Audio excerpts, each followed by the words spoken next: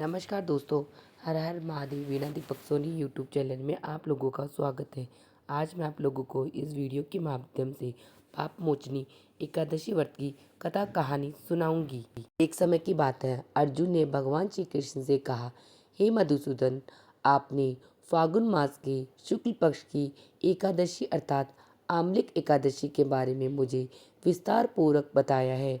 चैत्र मास के कृष्ण पक्ष में आने वाली एकादशी का क्या नाम है, आप मुझे बताइए तथा उसकी विधि भी कृपया बताइए। कृपा करके आप मेरी बढ़ती हुई जिज्ञासा को शांत कीजिए। फिर भगवान श्री कृष्ण ने कहा, हे अर्जुन, चैत्र मास के कृष्ण पक्ष की एकादशी को पाप मोचनी एकादशी के नाम से जाना जाता है। एक बार की बात है, पृथ्वीपति राजा मादंता ने लोमश ऋषि से यही प्रश्न किया था जो तुमने मुझसे किया है। अतः जो कुछ भी ऋषि लोमश ने राजा मादंता को बतलाया है वही मैं तुमसे आज कह रहा हूँ।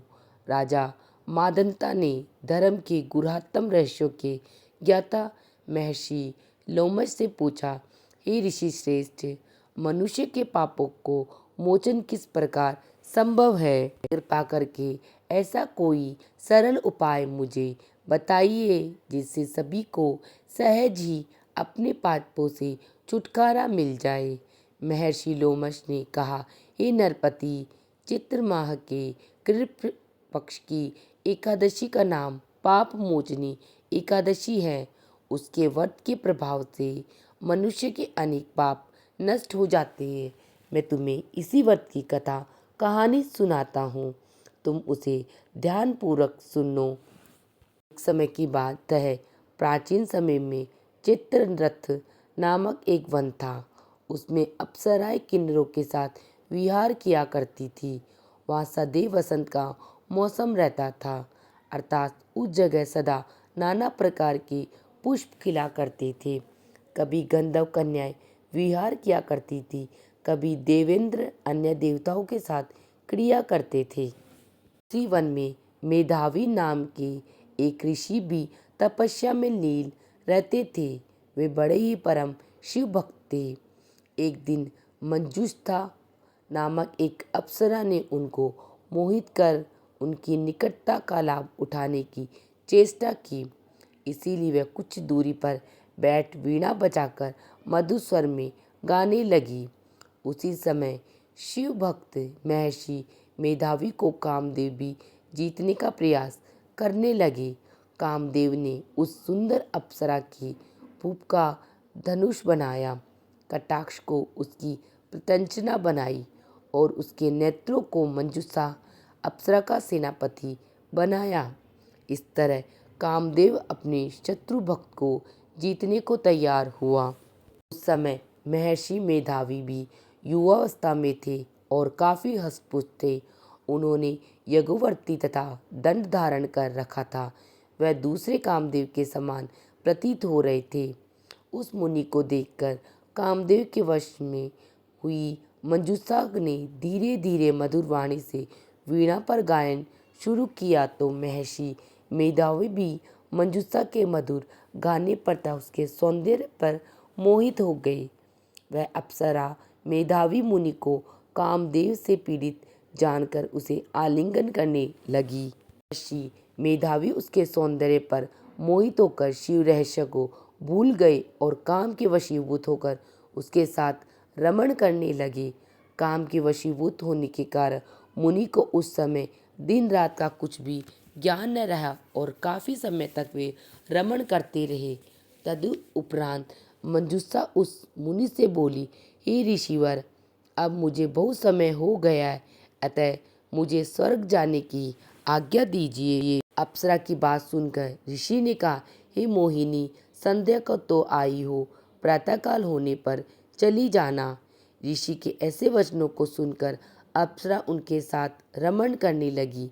इस प्रकार दोनों ने साथ साथ बहुत समय व्यतीत किया।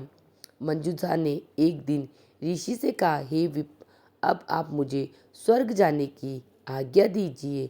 मुनि इस बार भी वही कहता है, हे रूपसी, अभी ज़्यादा समय व्यतीत नहीं हुआ है, कुछ समय और यहाँ ठहर जाओ। मुनि की बात सुनकर अप्सरा ने कहा, हे ऋषिवर, आपकी रात तो बहुत लंबी है। आप स्वयं ही सोचिए कि मुझे आपके पास आए कितना समय हो गया है। अब और ज़्यादा समय तक ठहरना यहाँ मेरा उचित नहीं है। अप्सरा की बात सुन मुनि को समय का बोध हुआ और वह गंभीरतापूर्वक विचार करने लगे कि जब उन्हें समय का ज्ञान हुआ तो उन्हें रमण करते 57 वर्ष व्यतीत हो चुके हैं। तो उस अप्सरा को वह काल का रूप समझने लगी। इतना ज़्यादा समय भोग विलास में व्यर्थ चला जाने पर उन्हें बड़ा क्रोध आया। अब वह भयंकर क्रोध में जलते हुए उस तप नाश करने वाली अप्सरा की तरफ प्रकृति तान कर देखने लगे।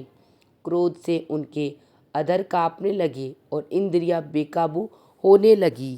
क्रोध से थरथराते स्वर में मुनि ने उस अप्सरा से कहा, मेरे तप को नष्ट करने वाली दुष्टा, तू महापापिनी और बहुत ही दुराचारिणी है।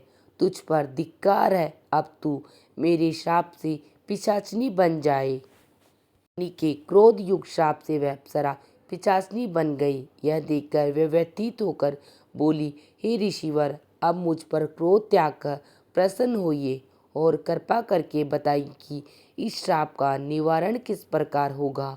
विद्वानों ने कहा है, साधुओं की संगति अच्छा फल देने वाली होती है और आपके साथ तो मेरे बहुत वर्ष व्यतीत हुए हैं।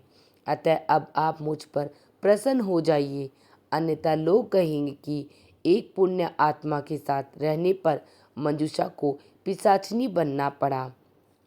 मंजूषा की बात सुनकर मुनि को अपने क्रोध पर अत्यंत ग्लानि हुई, साथ ही अपनी अपकीर्ति का भय भी हुआ।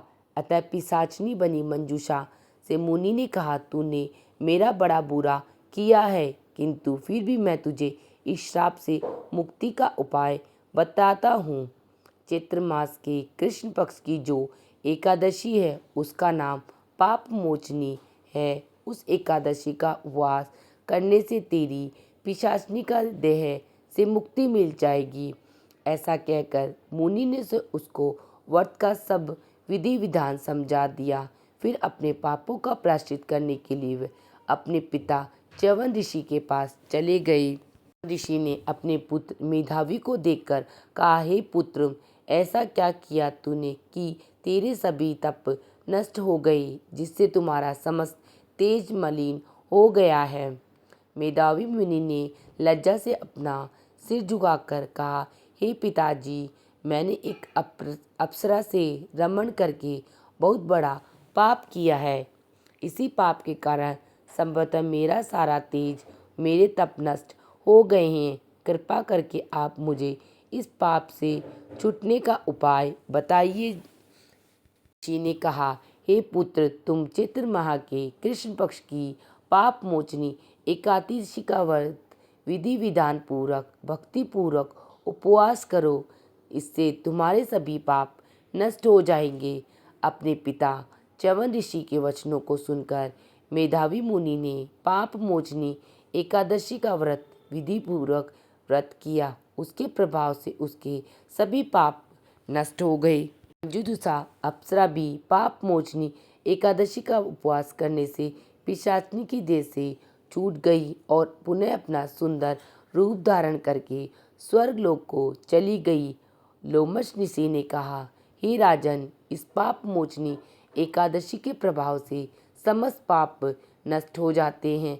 इस एकादशी कथा के सुनने मात्र से ही 1000 गोदान करने का फल प्राप्त होता है। इस उपवास के करने से ब्रह्म हत्या करने वाली, स्वर्ण चुराने वाली, मदपान करने वाली, अगम्य गमन करने वाली आदि भयंकर पाप भी नष्ट हो जाते हैं। अंत में व्यक्ति को स्वर्गलोक की प्राप्ति होती है।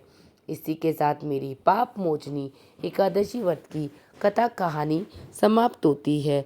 आप सभी को मेरी पाप मोचनी एकादशी व्रत की कथा कहानी कैसी लगी, मुझे कमेंट बॉक्स में जय श्री कृष्णा या हर हर महादेव लिखकर ज़रूर बताना। वीडियो पसंद आई तो वीडियो को लाइक करना और चैनल को सब्सक्राइब करना, जिससे आने वाली वीडियो का नोटिफिकेशन आप लोगों को प्राप्त हो सके। वीडियो देखने के लिए आप सभी का धन्यवाद। हर हर महादेव। मिलते हैं नेक्स्ट वीडियो में।